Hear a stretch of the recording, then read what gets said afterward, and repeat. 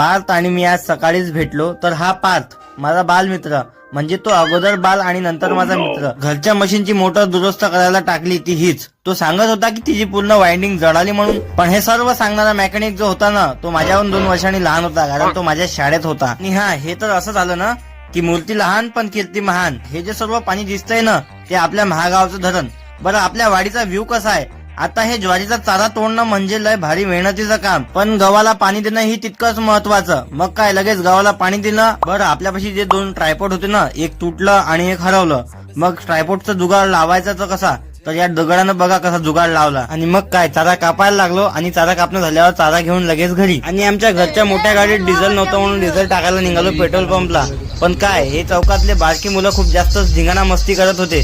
मग काय, पेट्रोल पंपवर पोहोचून डिझेल टाकलं आणि लगेच घरी आलो.